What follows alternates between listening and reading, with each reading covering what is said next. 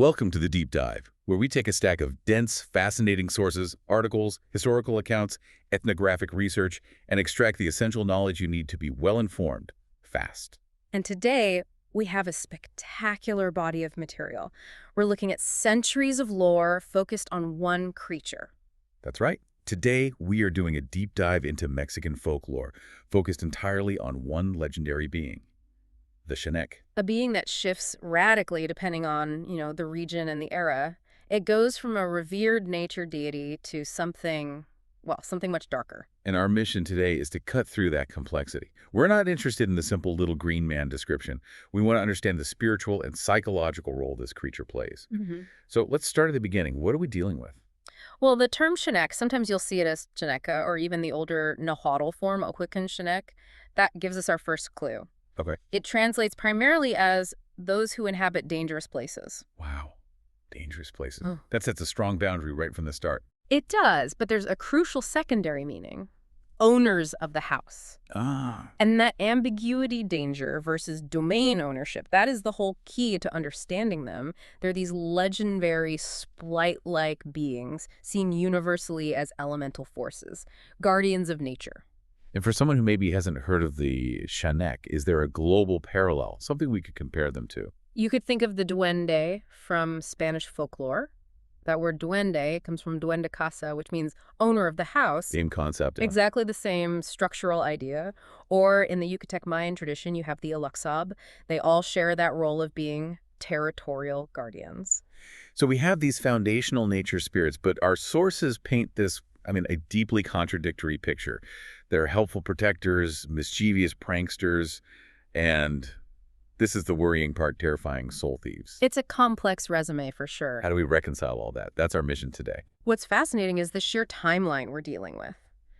The history of the Chaneques isn't just in oral traditions. It's actually documented in archives written by the Spanish Inquisition. No way. The Inquisition. Yes, which shows just how significant they were, across both colonial and pre-colonial eras. So let's focus on their domain. Yeah. The Chaneque seems intrinsically tied to the land, but they're not all the same, are they? They specialize. Precisely. Their homes are forests, rivers, caves, mountains, old ruins.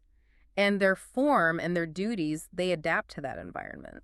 That specialization is what makes them such effective gatekeepers. Okay, let's break down these regional variants because this is where the lore gets really rich.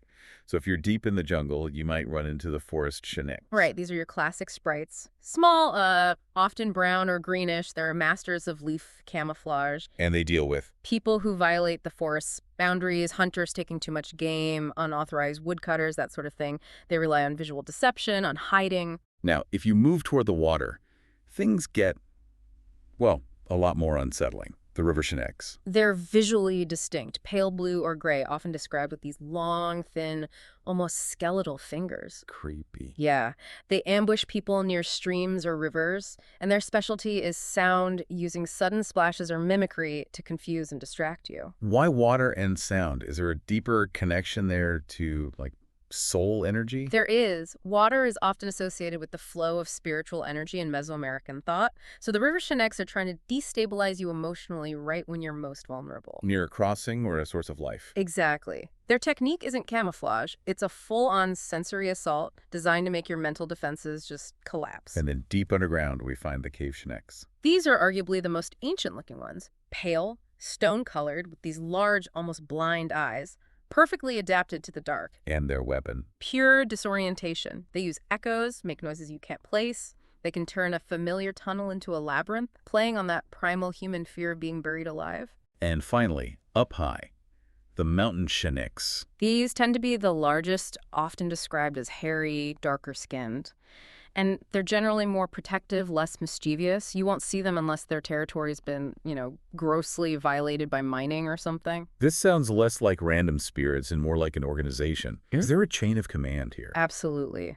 Especially in places like the Tuxtlas and Veracruz, they operate under a clear hierarchy.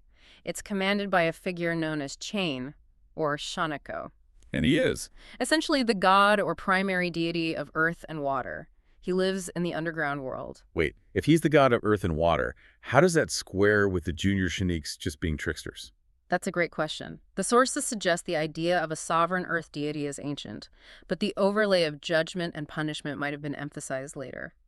Shane himself acts as a strict judge, not a prankster. He monitors humans and specifically punishes sinners. And he uses specific magical creatures to do it.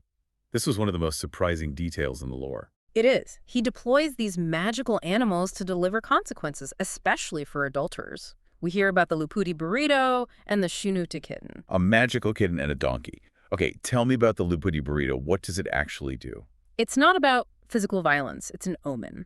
It's said to appear suddenly in dark places, and its appearance is a kind of spiritual shockwave. It induces such profound fear that the victim's vital energy is just compromised. So it's not a donkey that kicks you, it's a spiritual harbinger of doom. Exactly. That context makes the name sound a lot less amusing. It's a visceral psychological attack. Let's move to their appearance. We know they're small, but the descriptions are all over the place. They are universally short, though, between 1 and 3 feet tall, lightweight, wiry, often naked, with skin that's gray-brown or moss-like. But then you get these deeply unsettling contradictions, like accounts of them looking like children, but with the faces of old men or women. Pure uncanny valley terror. Or you'll hear about deformed bodies, maybe a tail, or missing an ear, specifically the left ear, which in some traditions is connected to listening to the earth. It's hard to imagine something so small being so effective at creating fear. And that's because their primary weapon is psychological warfare. They don't use brute force, they target your sanity. What were the telltale signs they're nearby? Noise. They love to generate noise, singing, screaming, crying. They'll often mimic the sounds of lost children to lure adults deeper into the bush. And the physical mischief. It starts small.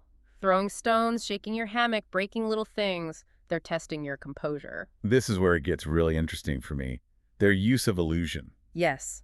They're masters of messing with human perception. They'll create false paths that lead you in circles, conjure up phantom kids, or manipulate light. It's all calculated disorientation. They want you lost, isolated, and desperate. And then there are the subtle psychological games, braiding your hair while you sleep, tying your shoelaces together. It's like they're showing you, I was right here, you couldn't stop me.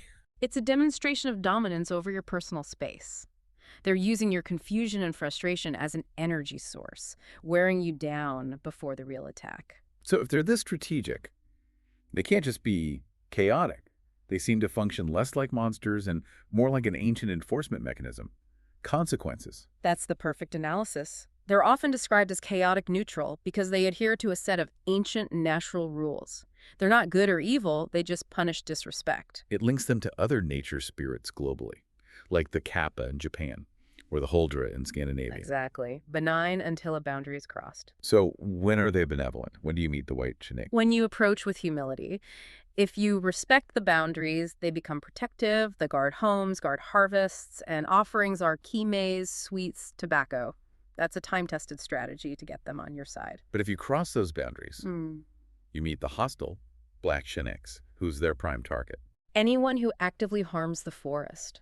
Lumber workers, miners, hunters who take too much, and those who trespass on sacred spaces, like sonolats or ancient trees. And we have to mention the historical dark side. There are accounts from as far back as 1676 of them kidnapping young men and women.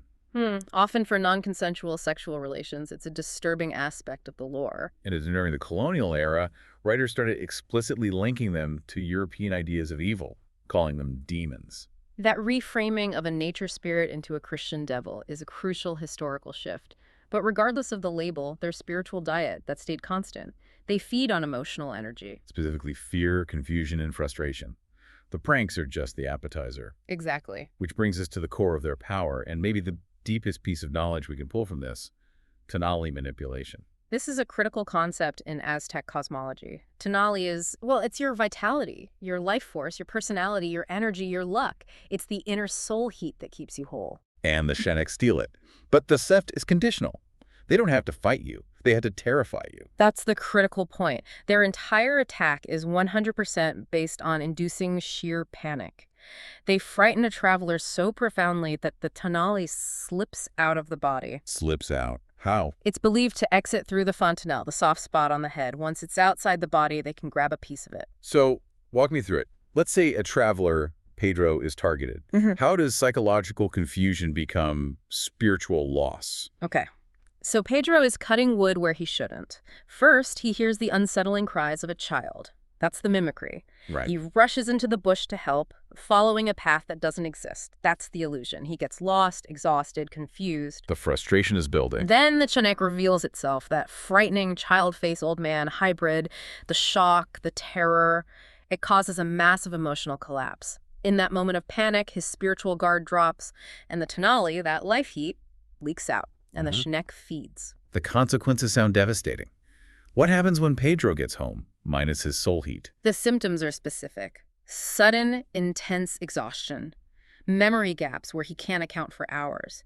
Deep physical weakness, confusion, nightmares. In the most severe cases, it can lead to death. Or worse. Or it's believed the victims are transported to the underworld Mictlan, whose entrance is said to be in a dried kapok tree. And this isn't just ancient myth. People treat these symptoms today. Oh, yes. Traditional healers, the curanderos, they actively treat this. They recognize the pattern as classic susto, or soul loss, often from the Chaneques. They perform complex rituals to get the energy back. Like what? Smoke cleansings, herbal rites, and what are called soul-calling ceremonies, llamadas de alma, to gently coax the lost energy back into the body. So if you're lost out there, being stalked by a 3-foot-tall strategic trickster, physical fighting is useless. How do you win this spiritual war? Survival is absolutely a battle of strategy and spirit. You have to treat it as a strategic encounter. Okay, the survival guide starts now. What's the #1 defense? Destroy their advantage. Fear. Okay. Since they're emotional predators, staying perfectly calm, showing zero fear, it makes them lose interest immediately. If they can't harvest your panic, they move on. What about specific items from folklore that can disrupt them? Smoke is a major one. They hate copal incense, sage, or even just resinous campfire smoke. It's believed to disrupt their spiritual form, and it cancels their invisibility. You literally smoke them out. What about noise? Loud, sudden noises, clapping, shouting, whistles, bells. It ruins their whole atmosphere of fear and misdirection, disrupt their environment, and you ruin their focus. And there's a visual defense, too. Yes, pointing a reflective surface like a mirror at them. This can cancel their illusions and force them to reveal their true, maybe more vulnerable shape. And the cheat code you mentioned to avoid conflict entirely. Offerings. If you're in a tight spot, just dropping some maize, tobacco, sweets, or a bit of alcohol is the classic way to pay tribute. They're proprietors of the land, they accept rent. And finally, 2 simple preventative measures. Wear an item of clothing inside out. Like a sock or a t-shirt, it confuses them. And absolutely never, ever chase a Chaneque. Chasing them is exactly what they want. That's the final move to lead you into the trap, to get you panicked enough for the tonalli theft. The Chaneque is just a remarkable figure. It's fast, spiritual, strategic, capable of massive psychological damage despite its tiny size.